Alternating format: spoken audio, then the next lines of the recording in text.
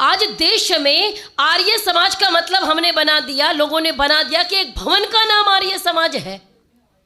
जो इस भवन में जाता है वो आर्य समाजी है, और जो इस भवन में नहीं जाता वो आर्य समाजी नहीं है। ऐसा है क्या? आर्य का मतलब होता है श्रेष्ठ, गति करने वाला, देश के लिए कुछ करने वाला। आर्य समाज भवन का नाम नहीं है, आर्य समाज क्रांति की विचारधारा का नाम है। आर्य समाज एक वैचारिक आंदोलन है। अगर आप कोई अच्छा कार्य कर रहे हैं, श्रेष्ठ कार्य कर रहे हैं, तो आप स्वतः क्या हैं जी? आर्य है। अब कई लोग कहेंगे आर्य कह दिया हमको। मैं कहती हूं, क्या हम में से कोई ऐसा व्यक्ति है जो मर्यादा पुरुषोत्तम श्री रामचंद्र को ना मानता हो? है क्या यहां पे? सब मानते हैं, ऐसा कोई नहीं जो नहीं मानता हो। और आप जब वाल्मीकि रामायण पढ़ेंगे तो आप उसमें पाएंगे कि माता सीता क्या संबोधन करती हैं मर्यादा पुरुषोत्तम श्री राम के लिए? क्या करती हैं? आर्य पुत्र, यही कहती है ना। सीरियल में भी हमने देखा, क्या कहती है माता जी? राम जी कौन थे और हम कहाँ हैं जी? हम भी आर्य पुत्र हुए, हम भी तो राम जी की संतानें हैं। केवल जय श्री राम कहने से नहीं होगा। जब राम जी आर्य पुत्र हैं तो हम भी कौन हुए? आर्य पुत्र हुए। श्री कृष्ण का आप पदे पदे, मैं कहती हूं महाभारत तो आप क्या ही पढ़ेंगे। जब मैं आ रही थी, लाइव सुन रही थी, तो आदरणीय महेंद्र जी कह रहे थे कि आज ये धारणा है कि महाभारत घर में रखने से लड़ाई हो जाती है। क्या हो जाता है? मुझे एक माता जी ने कहा, अरे महाभारत, मैंने कहा महाभारत पढ़ा कीजिए, रामायण पढ़ा कीजिए। उन्होंने कहा महाभारत और महाभारत रखने से तो लड़ाई हो जाती है। मैंने कहा रामायण रखने से कौन सी शांति हो गई? विचार कीजिए। अरे महाभारत पढ़ा नहीं है। इसी प्रकार हमारे समाज में इतनी भ्रांतियां हैं कि हमको पता ही नहीं चलता। आज आर्य समाज को लेके भ्रांति हुई और भ्रांति चली आ रही है। इसलिए मर्यादा पुरुषोत्तम श्री रामचंद्र के देश में, योगी राज श्री कृष्ण चंद्र जी महाराज के देश में लोग साईं को पूजने पे आ गए। हमारे यहां भगवान का इतना भाव हो गया। मेरी बात कटु लगेगी, आप ये समझिए नीम का काम करने के लिए उपस्थित हूं। बुरी लगे तो लगे, सत्य के ग्रहण करने और असत्य के छोड़ने में सर्वदा उद्यत रहना चाहिए। आर्य समाज के विषय में भ्रांतियां इसलिए फैलाई गई, पहले यह बताती हूं क्यों फैलाई गई एक लाइन में। क्योंकि उनको पता था अगर प्रत्येक व्यक्ति वैदिक विचारधारा को जान लेगा, आर्य समाज में चला जाएगा, तो तुम्हारी दुकानों पर ताले लग जाएंगे। देश की चिंता किसी को नहीं है, धर्म की चिंता किसी को नहीं है। मेरी भी दुकान चलनी चाहिए, तुम्हारी भी दुकान चलनी चाहिए। हम दुकान ही तो चला रहे हैं। आप विचार करो, इस दुनिया में इतने मत मतांतर संप्रदाय हैं, लेकिन सबसे ज्यादा प्रचारक किसके हैं जी? सत्य सनातन वैदिक धर्म को मानने वालों के। हमारे ही तो प्रचारक घूम रहे हैं सबसे ज्यादा। देश बचाएंगे, धर्म बचाएंगे, कौन घूम रहा है? हम। लेकिन अगर कहीं फिर भी समस्या हो रही है, ईसाई कौन बन रहा है? हम। इस्लाम में कौन जा रहा है? हम। हिंदुओं के नए मत मतांतर रोज बन रहे हैं नए नए, इनमें कौन गया जी? हम। इसका मतलब कहीं ना कहीं हम अपनी बात वहां तक नहीं पहुंचा पाए। आर्य समाज के विषय में पहली भ्रांति और सबसे मुख्य भ्रांति, आप किसी को कहो आप कि मैं आर्य हूं, अच्छा फिर तो आप भगवान को नहीं मानते। सबसे पहली भ्रांति क्या है? हम भगवान को नहीं मानते। एक एक भ्रांति, सारी भ्रांतियां तो मैं बता नहीं सकती, इतनी भ्रांतियां हैं, लेकिन फिर भी मैं एक दो भ्रांतियां आपको बताने का प्रयास करूंगी। पहली भ्रांति है हम भगवान को नहीं मानते। आज मैं उनको उत्तर देती हूं जो कहते हैं कि आर्य समाजी भगवान को नहीं मानते। आर्य समाज के कितने नियम हैं जी? कितने नियम हैं? पहला नियम है सब सत्य विद्या, और जो पदार्थ विद्या से जाने जाते हैं उन सब का आदि मूल। और हमको कहते हो हम भगवान को नहीं मानते। हमारे नियम का प्रारंभ ही यह है कि सब सत्य विद्या, इस दुनिया में जितनी भी सत्य विद्या है, पाखंड नहीं, झूठ नहीं, मिथ्या नहीं, लेकिन इस दुनिया में सब सत्य विद्या और जो पदार्थ विद्या से जाने जाते हैं उन सब का आदि मूल हमारे तो मूल में परमेश्वर कह दिया हमने। ऋषिवर दयानंद सरस्वती जिन्होंने पूरा जीवन अपना धर्म के लिए आहूत कर दिया, आज लोग कहते हैं कि दयानंद के चेले ईश्वर को नहीं मानते। ऋषिवर दयानंद सरस्वती सत्यार्थ प्रकाश लिखते हैं, और जो हमको नहीं जानता वो भी जानता है कि सत्यार्थ प्रकाश स्वामी दयानंद ने लिखा। कितने समुल्लास है सत्यार्थ प्रकाश में? 14 समुल्लास है। अच्छा, प्रथम समुल्लास का विषय क्या है? ईश्वर। ईश्वर के नामों की व्याख्या यही है जी। फिर कैसे कहते हो हम ईश्वर को नहीं मानते?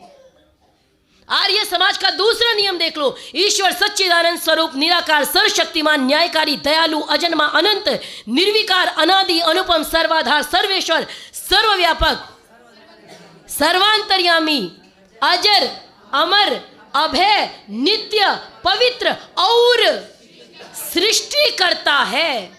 अगली पंक्ति में तो कमाल कर दिया, उसी की उपासना करनी। दर्द इस बात का है कि तुम्हारी उपासना नहीं करवाई, ईश्वर की उपासना करवाई। यही तो दिक्कत हो गई दयानंद से। आप विचार करो, आदि मूल परमेश्वर है, दूसरे नियम में कहा उसी की उपासना करनी योग्य है, फिर भी हमको क्या कहते हैं? हम ईश्वर को नहीं मानते। और आगे बढ़िए, और प्रमाण देती हूं। तीसरा, ईश्वरीय वाणी क्या कही जाती है? वेद। वेद ही कहा जाता है जी, एकमात्र ग्रंथ। क्या कहा जाता है? ईश्वरीय वाणी वेद है। और दुनिया में चाहे कोई हमसे फूके जले, लेकिन वो भी ये मानेगा कि आर्य समाजी वेद को मानते हैं। यही कहते हैं ना, आर्य समाजी वेद को मानते हैं। अच्छा, वेद किसकी वाणी है? ईश्वर की। हम किसको मानते हैं? वेद को मानते हैं। तो हम ईश्वर को मानते हैं कि नहीं मानते? तीसरा नियम है, वेद सब सत्य विद्याओं का पुस्तक है। वेद का पढ़ना, पढ़ाना और सुनना, सुनाना सब आर्यों का परम धर्म है। ईश्वर की वाणी को माने हम, ईश्वर को माने हम, उसी की उपासना करनी योग्य है ये कहें हम, सबका आदिमूल परमेश्वर है ये कहें हम, और आक्षेप भी हम पर है कि हम ईश्वर को। पहली भ्रांति सत्य बोली कि नहीं बोली? इसका जवाब सही दिया कि नहीं दिया? अच्छा, निवारण कैसे होगा ये भी बताती चलो संक्षेप में। निवारण होगा लोगों के पास जाकर के बताने से। एक झूठ को अगर 100 बार बोला जाए तो वो सत्य हो जाता है। जैसे अभी आप सुन रहे थे किसके बारे में? वीर सावरकर के बारे में। वीर सावरकर एकमात्र व्यक्ति जिनको काला पानी की सजा हुई, और एक जन्म नहीं हुई, 2 जन्म काला पानी की सजा हुई। उन वीर सावरकर को 2 कौड़ी के लोग, जिनको सरनेम हटा दिया जाए तो कुत्ता नहीं पूछेगा, वो कहते हैं कि मैं माफी नहीं मांगूंगा क्योंकि मैं वीर सावरकर नहीं हूं। मैं कहती हूं, विदेशी संतान से, विदेशी मां से उत्पन्न पुत्र कभी वीर सावरकर हो ही नहीं सकता। वीर सावरकर तो छोड़ो, उनके चरणों की धूल नहीं हो सकता। आप कहते हो वीर सावरकर नहीं हूं? आप पढ़ के देखो, जब अंग्रेजी सरकार में गुजर रहे थे तो खिड़कियां बंद करवा दी गई थी ट्रेन की। वीर सावरकर क्रांति की ज्वाला का नाम है। लेकिन मैंने कहा, एक झूठ को 100 बार बोला जाए तो सत्य हो जाता है। मेरे स्वयं के मामा जी ने मुझे पूछा कि वीर सावरकर के बारे में मुझे बताओ क्या विचार है, उनके बारे में लोग ऐसा क्यों कहते हैं। मैंने कहा, एक लाइन में उत्तर दे दूं? कह रहे हाँ। मैंने कहा, वीर सावरकर आर्य समाजी थे। कहते बस अब आगे मुझे कुछ नहीं पूछना। कैसे थे अब ये समझाती हूं। कई लोग कहेंगे अच्छा वीर सावरकर को भी आर्य समाजी बना दिया। कैसे थे वो समझाती हूं। एक नाम आपने सुना होगा, पंडित श्यामजी कृष्ण वर्मा। जब आप विचार करो, जो व्यक्ति कहता है कि मेरी अस्थियों को भारत तब ले जाया जाए जब मेरा देश स्वतंत्र हो जाए, उस व्यक्ति को हम कहते हैं माफी वीर, पंडित श्यामजी कृष्ण वर्मा। पंडित श्यामजी कृष्ण वर्मा गुजरात के रहने वाले थे, गुजरात में मांडवी के। और मुझे आचार्य जी की कृपा से वो स्थान देखने का सौभाग्य प्राप्त हुआ। एक बार हम वेद प्रचार के लिए गए हुए थे। गुजरात में मांडवी एक छोटी सी जगह है, पंडित श्यामजी कृष्ण वर्मा पैदा हुए वहां, और उन्होंने लंदन में जाके इंडिया हाउस की स्थापना की, और उन्होंने वहां छात्रवृत्ति दी, संस्कृत पढ़ाया। और पंडित श्यामजी कृष्ण वर्मा ने जैसे वहां इंडिया हाउस की स्थापना की थी, वैसे मांडवी में उसी की तर्ज पर इंडिया हाउस बना हुआ है। आप देख सकते हैं, जो मैं बोल रही हूं आप उसको वेरीफाई कर लो, केवल मेरी बात पे विश्वास मत करो। और उसमें आप देखना, स्वामी दयानंद के हाथ से लिखे हुए पत्र हैं। जो उन्होंने पंडित श्यामजी कृष्ण वर्मा को लंदन में लिखे थे। और उसमें पता है क्या लिखा है? वहां पर एक पार्लियामेंट है, क्या तुमने वो देखी है? आप सोचो। और उन्होंने कहा जो भारतीय यहां छात्रवृत्ति से पढ़ना चाहता है उसको मैं छात्रवृत्ति दूंगा, आप आइए और यहां पढ़ाई कीजिए और देश की स्वतंत्रता के लिए कार्य कीजिए। वीर सावरकर उन्हीं के यहां रहकर के पढ़ने वाले व्यक्ति थे। आप विचार करो, दयानंद की भट्टी में तपा हुआ व्यक्ति कभी माफी वीर हो सकता है क्या? जिनको 2 जन्म काला पानी की सजा मिली और मुस्कुरा के कहते हैं अनजाने में ही सही तुमने हमारे पुनर्जन्म के सिद्धांत को स्वीकार तो कर लिया। उनका नाम वीर सावरकर है। इसलिए मैं कहती हूं, एक झूठ अगर 100 बार बोला जाए तो वो सत्य हो जाता है, जैसे आज वीर सावरकर के लिए हो रहा है। इसी प्रकार आर्य समाजी ईश्वर को नहीं मानते, ईश्वर को नहीं मानते, ईश्वर को नहीं मानते। मुझे नारायण स्वामी जी की वो बात याद आती है कि ईश्वर को हम ऐसे मानते हैं, और ये तो मेरा पर्सनल अनुभव है, ईश्वर को ऐसे मानते हैं जैसे छोटा बच्चा अपने पिता पे विश्वास करता है, ऐसा हमारा अपने ईश्वर पर भरोसा है। कैसा भरोसा होता है छोटे बच्चे को अपने पिता पर? जब पिता छोटे से बच्चे को गोदी लेता है तो उसको ऊपर उछालता है ना।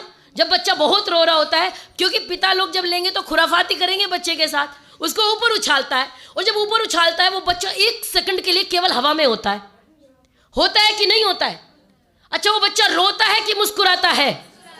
क्यों? क्योंकि उसको पता है मुझे संभालने वाला मेरा पिता नीचे विद्यमान है। उसी प्रकार हमको भरोसा है अगर हमारे कर्म ठीक होंगे तो हमको संभालने वाले परमपिता विराजमान है। इसीलिए कहती हूं, जब प्रभु को सौंप पतवार दई फिर नाव की चिंता क्या करनी। हम तो अक्सर कहते हैं, हम आर्य समाजी कहते हैं, जब प्रभु को सौंप पतवार दई फिर नाव की चिंता क्या करनी। जब रक्षक उसको मान लिया फिर बचाव की चिंता क्या करनी।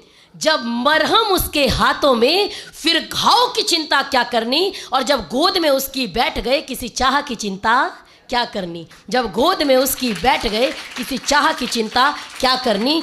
आज के बाद सबको जवाब दीजिए। हमारा पहला नियम, दूसरा नियम, तीसरा नियम, आप अगर खोजोगे तो ईश्वर ही मिलेंगे। सत्यार्थ प्रकाश का पूरा समूलास, शिव की व्याख्या की, विष्णु की व्याख्या की, आप उसको पढ़ करके देखिए। ईश्वर का मुख्य नाम ओम है। और उपनिषदों की चर्चा की, सर्वे वेदा यत् पदमामनन्ति तपांसि सर्वाणि च यद् वदन्ति यदि छन्तो ब्रह्मचर्यं चरन्ति तत्ते पदम संग्रहेण ब्रवीमि। ओम इत्येतत्, परमेश्वर का मुख्य नाम ओम है। हमसे ज़्यादा ईश्वर को कौन मानेगा। दूसरी भ्रांति, सबसे बड़ी भ्रांति, क्योंकि संक्षिप्त समय कम है तो संक्षिप्त में बताऊंगी मैं आपको। दूसरी भ्रांति है, आर्य समाजी राम जी को नहीं मानते। हाँ, राम और कृष्ण, उन पे भी आऊंगी, तीसरे नंबर पे आऊंगी, पहले राम जी पे आती हूं। आर्य समाजी श्री राम को नहीं मानते। अच्छा, विचार कीजिए, क्या हम रामनवमी नहीं मनाते? अच्छा, मानेंगे कब?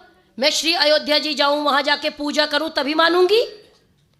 बताइए आप, तभी मानूंगी? नहीं, मैं उनके आदर्शों पे चलूंगी, उनके बताए रास्ते पर चलूंगी।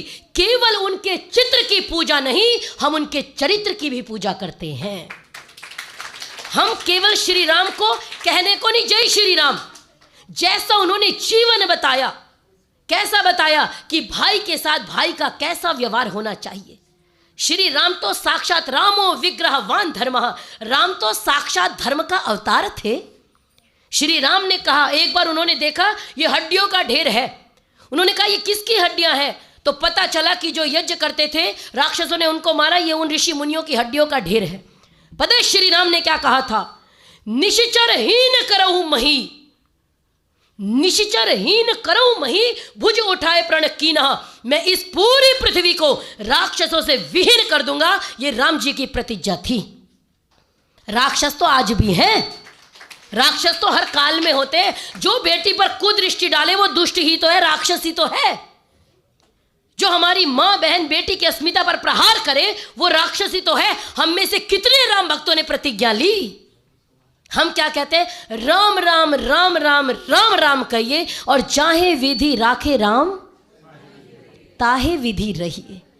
अरे राम जी ने तो जीवन जी के बताया कि भाई भाई में कैसा प्यार होना चाहिए। इतने बड़े राज्य को ठोकर मार दी और पिता कहते हैं तुम राजा बन जाओ, मुझे बंदी बना लो। उन्होंने कहा नहीं नहीं, आप मेरे पिता हैं, आपकी आज्ञा का पालन करना मेरा धर्म है, मैं वन में जाऊंगा। और जो मुस्कुराहट राम जी के मुंह पर राज्य मिलने वाले समय थी, वही मुस्कुराहट वन में जाते समय थी। आज 14 वर्ष वनवास सहा उन्होंने, पूरी जिंदगी राजा का पुत्र होकर के भी पूरी जिंदगी वनों में बिताई। और किसकी स्थापना की? धर्म की स्थापना की। पूरी जिंदगी धर्म के लिए बिताई।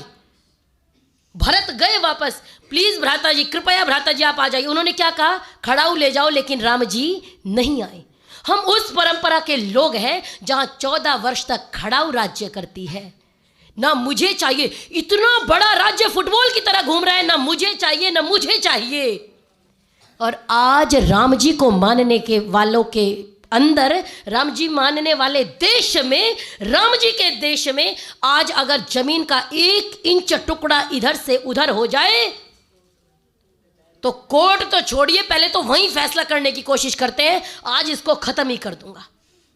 और हम कहते हैं हम राम जी को मानते हैं। अरे राम जी को मानने के लिए उनके जैसा जीवन जीना पड़ता है। कौन है राम जी? कवि कहता है त्याग दी सब कामना निष्काम बनने के लिए, 3 पहर तक तपा दिन शाम बनने के लिए, घर नगर परिवार ममता, घर नगर परिवार ममता, प्यार अपनापन दुलार, राम ने खोया बहुत श्री राम बनने के लिए, राम ने खोया बहुत श्री राम बनने के लिए। ये राम जी ने किया। और हम क्या कहते हैं? राम राम राम राम राम राम कहिए और चाहे विधि राखे राम। राम जी वन में रहे, माता सीता नहीं रही, एक समय ऐसा भी आया, लेकिन कभी भी अपने शस्त्रों का त्याग, कभी छोड़े क्या शस्त्र? धनुष बाण छोड़े क्या? अगर धनुष बाण का त्याग कर देते माता सीता को लौटा लाते। और हम राम जी को मानने वालों के घर में अगर कुत्ता भी आ जाए तो मारने के लिए डंडा नहीं मिलेगा। विचार करके देखो। और राम जी को मानते हैं। मैं कहती हूं राम राम। आप कहते हैं आर्य समाजी राम को नहीं मानते, मैं कहती हूं कौन से राम जी को मानते हैं वो बताती हूं। राम राम राम राम राम राम कहिए और चाहे विधि रहे राम ताहे विधि रहिए, चाहे विधि राखे राम नहीं रहे राम। लेकिन आज हमारे देश में विडंबना ये हो गई, जिनको देख करके जीवन जीना था उन राम जी पे भी लोग आक्षेप लगाने लगे। और क्या आक्षेप लगाते हैं? राम नहीं हत्यारा है, शंभूक ऋषि को मारा है। यही कहते हैं ना, राम जी को नहीं मानते लेकिन आक्षेप लगाएंगे। इसका कारण यही है कि कहीं ना कहीं हमारे स्वाभिमान को कुचलने का प्रयास है। आर्य समाज के विषय में दूसरी भ्रांति है, हम राम जी को नहीं मानते, हम राम जी को मानते हैं। और इस भ्रांति का निवारण कैसे होगा? आप जब पढ़ेंगे ना सत्यार्थ प्रकाश, तो रामायण पढ़ने की प्रेरणा दी गई है, राम जी जैसा जीवन जीने की प्रेरणा दी गई है। लेकिन हमने पढ़ना छोड़ दिया और अपनी बात बताना छोड़ दिया। अधर्म का प्रसार इसलिए हुआ क्योंकि धर्म ने अपना प्रचार करना छोड़ दिया। तीसरी भ्रांति है, ये कृष्ण जी को नहीं मानते। पहली ईश्वर को नहीं मानते, दूसरी राम जी को नहीं मानते, तीसरी भ्रांति क्या है? कृष्ण जी को नहीं मानते। अच्छा, मानते हैं कि नहीं मानते? कृष्ण जन्माष्टमी में तो हर जगह कार्यक्रम हुए आर्य समाजों में, इतने प्यार से कार्यक्रम हुए। आप जब भी आर्य समाज में फोटो देखेंगे, अच्छा हम राम जी को नहीं मानते, कि साक्षात उदाहरण दिखाती हूं। ये फोटो किसका है इधर? और ये फोटो किसका है? और हम मानते नहीं। विचार करके देखो, इससे बड़ी विडंबना क्या होगी? मुझे लगता है इस दुनिया में, इस देश में जितने भी आर्य समाज है, वहां श्री राम के फोटो है, श्री कृष्ण के चित्र है, और उसके बाद भी हम पे आक्षेप अगर कोई लगाए तो वो आंखें होते हुए भी अंधा है। कृष्ण जी, कौन से कृष्ण जी को मानते हैं? पर मैं वो बताती हूं। एक कृष्ण जी तो वो है जो योगी हैं, जिनको हम कहते हैं योगीराज श्री कृष्णचंद्र जी महाराज, और वही कृष्ण जी हैं। और एक कृष्ण जी को आप मानते हैं। आप कौन से कृष्ण जी को? कुछ हिंदू समाज कौन से कृष्ण जी को मानता है? रासलीला वाले कृष्ण जी को। अच्छा, रासलीला तक तो फिर भी ठीक था। अब एक नया कॉन्सेप्ट आ गया, आजकल मैं उस पर बहुत बोल रही हूं, आपने मेरी रील्स देखी होंगी। कौन सा आ गया जी? लड्डू गोपाल। कौन सा आ गया? लड्डू गोपाल। हमको कहेंगे आप तो आर्य समाजी हैं। केवल मैं नहीं बोल रही, अब हिंदू समाज भी त्रस्त होके बोलने लगा। लड्डू गोपाल के नाम पे आज जितना मजाक हमने श्री कृष्ण का बनाया, इतना कोई नहीं बना सकता। कल एक खबर आ रही थी कि स्टेशन पे महिला लड्डू गोपाल को भूल गई, फिर पुलिस लेकर के गई, फिर वो स्टेशन से लेकर के आई। सुनने में अच्छा लग रहा है या बुरा लग रहा है? एक महिला डॉक्टर के पास जाती है और जाकर के कहती है इनके दांत में समस्या हो गई, क्योंकि ये भोजन करते हैं तो वो भोजन सड़ गया है। और डॉक्टर क्या कहता है? आरसीटी करानी होगी, ठीक हो जाएंगे लड्डू गोपाल। सुन के बुरा लग रहा है या अच्छा लग रहा है? तीसरी बात, आगरा में एडमिशन करा दिया। किसका? कृष्ण जी का। कौन कृष्ण जी? जिनका पूरा जीवन महर्षि सांदीपनि मुनि के आश्रम में बीता। कौन कृष्ण जी? जो महाभारत में आपको नायक के रूप में दिखेंगे, राजा के रूप में दिखेंगे। पूरी दुनिया में इतना बड़े योद्धा बहुत कम हुए जितने बड़े योद्धा श्री कृष्ण हैं। अगर ये हिंदू समाज महाभारत पढ़ लेता तो कभी भी कृष्ण जी को नचनिया बना के प्रस्तुत नहीं करता। हमारे यहां टीवी सीरियल बनाया गया, कृष्ण जी का बनाया गया, आपको उसमें कभी भी योद्धा का स्वरूप मिलेगा ही नहीं। प्यार केवल प्रेम प्रेम प्रेम, राधे राधे, और उसके अलावा कुछ हो ही नहीं सकता, कुछ है ही नहीं। और लड्डू गोपाल के नाम पे स्कूल में प्रवेश कराया, कॉन्वेंट में, जिन्होंने गुरुकुल में पढ़ाई की, जिनका पूरा जीवन महर्षि सांदीपनि मुनि के चरणों में बीता, उन कृष्ण जी को हमने एडमिशन करा दिया कॉन्वेंट में, और हमको शर्म नहीं आती अपने को कृष्ण भक्त कहते हुए। आप विचार करो, इसको भक्ति कहते हैं या बेशर्मी कहते हैं? जैसा स्वरूप है, सत्य स्वरूप जैसा है, वैसे स्वरूप को मानना, वो मानना छोड़ दिया। क्यों? क्योंकि योद्धा को पूजने का हमें दम नहीं है। और मैं कहती हूं मेरी मत मानो, आर्य समाज की भी मत मानो, चलो, लेकिन महाभारत की तो मान लो। क्या कहेंगे? 16,000 रानियां थी, इतनी रानियां थी। इस दुनिया में जितने आक्षेप हमने श्री कृष्ण पे लगाए, शायद किसी पे नहीं लगाए। कौन है श्री कृष्ण? वो स्वयं कहते हैं अश्वत्थामा से, क्या कहते हैं पता है? तपसा द्वादश वार्षिकम हिमवत पार्श्व मास्थाया यो मया तपसार्जिता ब्रह्मचर्य महदघोरम। एक ऐसा व्यक्तित्व, एक ऐसा अद्भुत व्यक्तित्व, जिन्होंने विवाह के बाद, आप विचार करो, विवाह होने के बाद, देखिए उत्तर दे रही हैं, 12 वर्ष तक ब्रह्मचर्य का पालन किया। ये जो कृष्ण जी को पूछते, एक तो मुझे बताओ ये वाला स्वरूप क्यों नहीं पूछते? 12 वर्ष तक माता रुक्मिणी के साथ जाकर के ब्रह्मचर्य का पालन किया। ब्रह्मचर्य महदघोरम तीर्थवा द्वादश वार्षिकम हिमवत पार्श्व मास्थाय यो मया तपसा अर्जिता। वो कहते हैं मैंने जिसको तप से अर्जित किया, ब्रह्मचर्य की तपस्या से अर्जित किया। कौन है वो? प्रद्युम्नो नाम मे सुतः सनत कुमार तेजस्वी, सनत कुमार के समान तेजस्वी मेरा पुत्र है जिसका नाम है प्रद्युम्न। उन श्री कृष्ण पे सारे लांछन लगा दिए। अरे हमसे अच्छा तो स्वरूप वो बताते हैं जो हिंदी कवि हैं। कवि मनवीर मधुर की पंक्तियां हैं, भारती के शेरो शांति व्रत तोड़ दीजिए, शत्रु के लिए विनाशकारी बन जाइए, बाली दूसरों का हक छीनने की ताक में है, आप श्री राम से शिकारी बन जाइए, गांधी के अहिंसावादी मूल्य मानिएगा किंतु बोस जैसे क्रांति के पुजारी बन जाइए। देश को है शाम आज बांसुरी की चाह नहीं, देश को है शाम आज बांसुरी की चाह नहीं, वक्त चाहता है चक्रधारी बन जाइए, वक्त चाहता है चक्रधारी बन जाइए। हम उन श्री कृष्ण को मानते हैं। तीसरी भ्रांति। चौथी भ्रांति है हम शिव जी को नहीं मानते। यही भ्रांति है जी, हम शिव जी को नहीं मानते। क्यों? क्योंकि हम भांग नहीं पिलाते शिव जी को। यही बात है ना, हम शिव जी को नहीं मानते। बस ये भ्रांति बता के अपनी वाणी को विराम दूंगी। हम पे आक्षेप लगाया जाता है। ईश्वर का मैंने उत्तर दिया, श्री राम का उत्तर दिया, श्री कृष्ण का उत्तर दिया, और शिव जी का भी उत्तर दूंगी। जब ऋषि दयानंद ईश्वर के नामों की व्याख्या करते हैं तो वो शिव जी की व्याख्या करते हैं शिवो कल्याणे।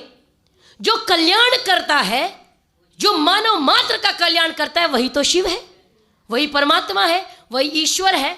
लेकिन अब क्या किया हमने? शिव जी को नशेड़ी बना दिया,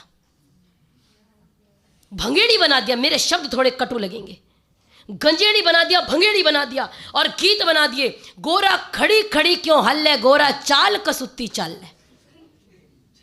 माँ कह रही है ना? पार्वती जी को क्या कहते हैं? माँ। अपनी माँ को ये शब्द बोल के दिखाओ। मैं समस्त हिंदू समाज को चैलेंज करती हूं कि जो शब्द माँ पार्वती के लिए प्रयोग करते हो, अपनी माँ को बोल के दिखाओ।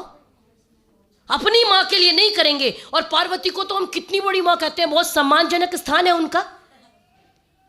गणपति की महतारी एक लोटा भांग पिला देना। अरे इससे अच्छा वर्णन तो कुमार संभव में कालिदास के द्वारा पढ़ो। शिवजी को पाने के लिए माता ने कितनी तपस्या की, लेकिन हमने वो सब छोड़ दिया। हमने क्या करा, केवल नशे तक सीमित कर दिया। शिवजी भांग पीते थे, हम भी पिएंगे।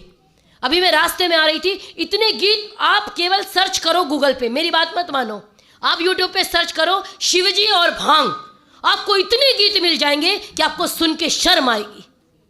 नीलकंठ पे चढ़ के भोला पी गया बाल्टी भांग, ओ भोला नू मटके, ओ भोला न्यू मटके। क्या होता था नीलकंठ पे जाके, उपत्वाग्ने दिवे दिवे दोषा वस्त्र धिया वयम नमो भरंतये मसी अपाम समीपे नियतो नैत्यकम विधि मा स्थितः सावित्रीमप्यधीयित गत्वा रण्यम समाहितः। हम वन में जाकर के तपस्या करते थे और हमने क्या कहा, भांग पीते थे। मैं अक्सर कहा करती हूं, ये नशेड़ी भंगेड़ी गंजेड़ी ये आपके पिता के लक्षण होंगे, ये मेरे महादेव के लक्षण नहीं है।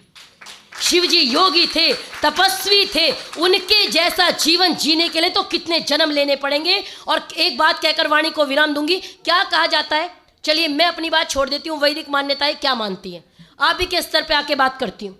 क्या कहते हैं, शिवजी भांग पीते थे। अच्छा, एक बात और कही जाती है, समुद्र मंथन में जो विष निकला हलाहल, शिवजी ने तो वो भी पिया था भाई।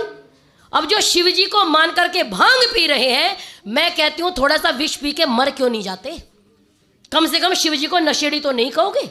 तो इसलिए ऐसी ऐसी भ्रांतियां आर्य समाज के विषय में है और इन सब भ्रांतियों को हम सभी को इनका निवारण करने की जिम्मेदारी हमारी आपकी है। क्योंकि 4 तरह के लोग समाज में होते हैं।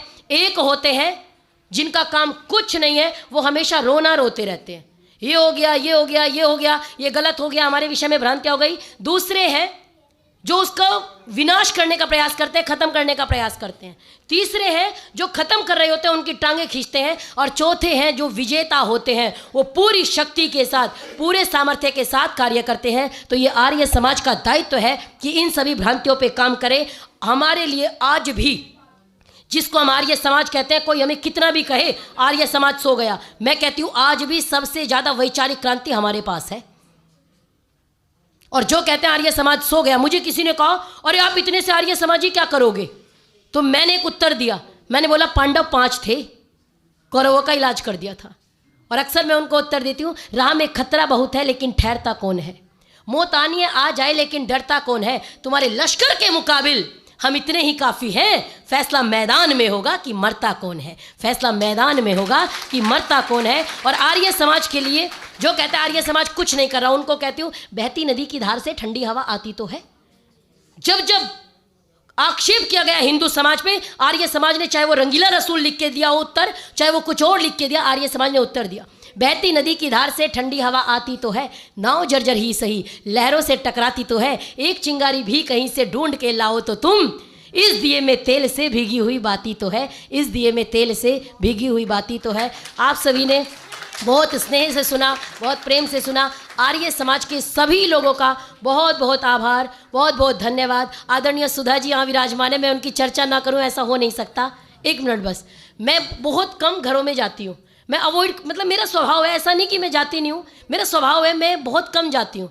लेकिन सच में वो पहले दिन अपने घर ले गई, मैंने उनको कहा मुझे निकलना है, उन्होंने कहा नहीं नहीं मेरे घर भोजन करके जाना, आप जहाँ कहेंगी वहाँ छोड़वा दूंगी। मैंने कहा बस मेट्रो छोड़वा दीजिएगा। इतना प्यार, इतना स्नेह, यही तो परिवार है ना, वसुधैव कुटुंबकम का यही भाव है। आपके आर्य समाज में जब आदरणीय महेंद्र जी यहाँ बैठे हैं, मैं कहती हूँ 5 दिन का कार्यक्रम इनके अलावा किसी की ताकत नहीं थी जो ले लेता, ये सत्य बात है। इतने मतलब आप जिद्दी कह लीजिए, उनके निवेदन को या उनके आदेश को मैं टाल नहीं पाई। जैसे कहोगी, मतलब एक पिता जब पुत्री से आदेश करता है ना पुत्री को, तो पुत्री टाल नहीं सकती। मैं बहुत कम, मेरे घर वाले जानते हैं, आसपास के लोग जानते हैं, मेरे पास छुट्टी कम होती है, अवकाश कम होते हैं, तो मैं नहीं कर पाती इतने लंबे कार्यक्रम। इन्होंने कहा करना आपने ही है, और ईश्वर ने ऐसी व्यवस्था बनाई, क्योंकि हम जो चाहते हैं ना वो कर देते हैं। तुम चाहो तो पत्थर को भी मोम बना सकते हो, इतनी ताकत हम में होती है। और अंतिम में ऋषि दयानंद को 2 पंक्तियां कह के वाणी को विराम। आप सभी के स्नेह के लिए एक-एक का नाम नहीं ले सकती।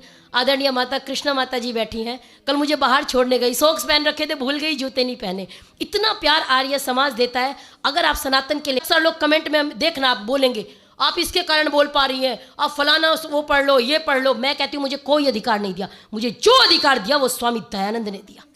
वेद पढ़ने का अधिकार दिया स्वामी दयानंद ने दिया, यज्ञोपवीत का अधिकार दिया स्वामी दयानंद ने दिया, तुम्हारी आंखों में आंखें डाल के हम बात करते हैं वो अधिकार स्वामी दयानंद ने दिया। हम तो नारी हैं, हमको तो पैरों की जूती कहते थे भाई, हमको तो दयानंद ने बेटी बनाया, तो उनको समर्पित नहीं करेंगे तो किसको करेंगे। मुझे 2 पंक्तियां कह के ऋषि के प्रति कृतज्ञता समर्पित करूंगी। घनघोर तिमिर का वक्ष चीर भू पर उतरी थी ये किरण, घनघोर तिमिर का वक्ष चीर भू पर उतरी थी ये किरण, संदेश सवेरे का लाई हम करते उसका अभिनंदन, जंजीरों से जकड़े स्वदेश को राह दिखाई थी तूने, जिसको काल भी ना बुझा सके वह ज्योति जलाई थी तूने। घनघोर तिमिर के आंगन में कितना अंधकार था, घनघोर तिमिर के आंगन में तू बीज उषा के बोता था, आवाज लगाई थी तूने जब सारा भारत सोता था, आवाज लगाई थी तूने जब सारा भारत सोता था।